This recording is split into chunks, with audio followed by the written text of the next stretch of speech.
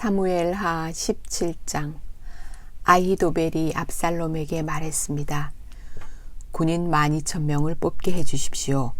오늘 밤 다윗을 뒤쫓겠습니다. 다윗이 지치고 약할 때 따라잡겠습니다. 다윗에게 겁을 주면 그의 모든 백성은 도망칠 것입니다. 저는 다윗 왕만을 죽이겠습니다. 다른 사람들은 모두 왕에게 다시 데리고 오겠습니다. 왕이 찾으시는 사람이 죽으면 다른 사람은 다 평안히 돌아올 것입니다. 이 계획을 들은 압살롬과 이스라엘의 모든 지도자들은 좋은 계획이라고 생각했습니다. 그러나 압살롬은 아렉 사람 후세를 불러라. 그의 말도 듣고 싶다. 라고 말했습니다. 그래서 후세가 압살롬에게 왔습니다. 압살롬이 말했습니다. 아히도벨은 이런 계획을 가지고 있어. 그의 계획대로 하는 것이 좋겠어? 그렇지 않다면 그대 생각을 말해보시오. 후세가 압살롬에게 말했습니다. 아히도벨의 계획은 지금은 좋지 않습니다. 후세는 계속해서 이렇게 말했습니다. 왕께서도 아시듯이 왕의 아버지 다윗과 그의 부하들은 용사입니다.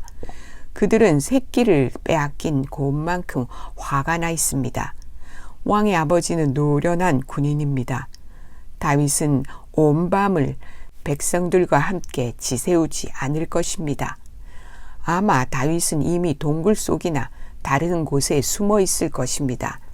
만약 왕의 아버지가 왕의 군인들을 먼저 공격하기라도 하면 백성들이 그 소식을 듣게 될 것이고 그들은 압살롬을 따르는 자들이 졌다고 생각할 것입니다.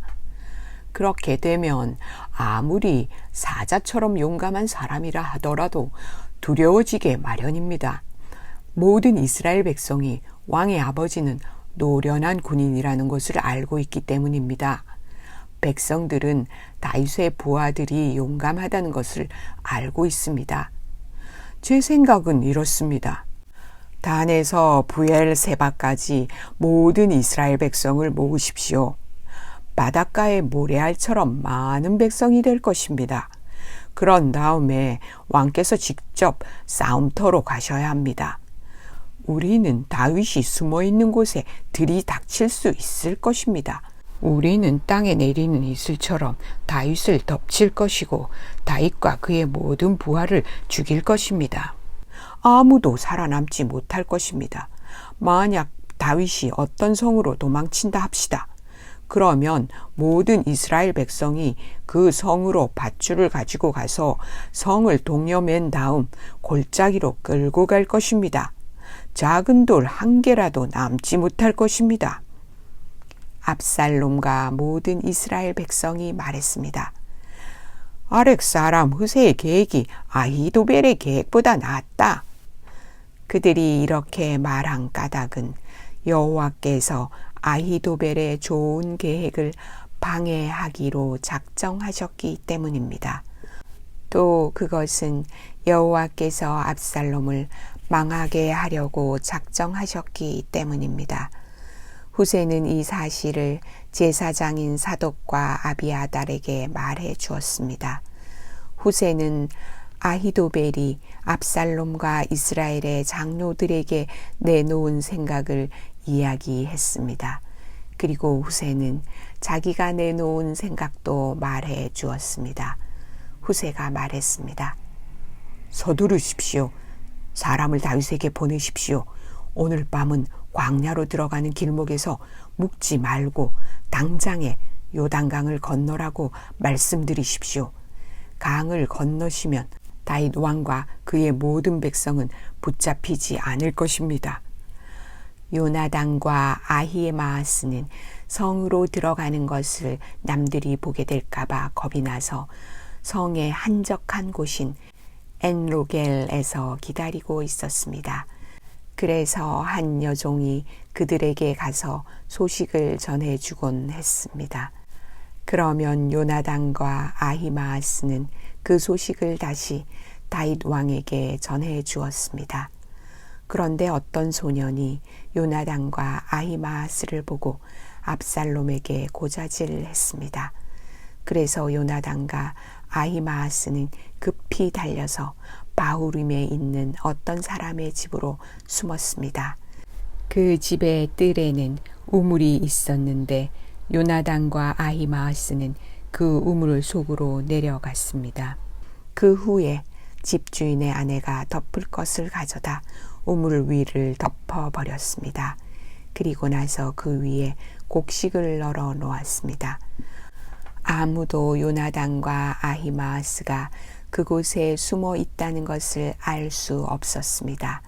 압살롬의 종들이 여자의 집으로 와서 물었습니다. 요나단과 아히마아스가 어디에 있느냐? 여자가 대답했습니다.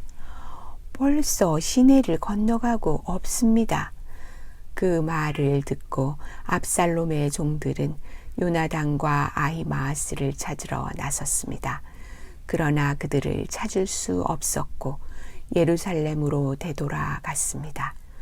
압살롬의 종들이 돌아간 후에 요나단과 아히마아스는 우물에서 나왔습니다.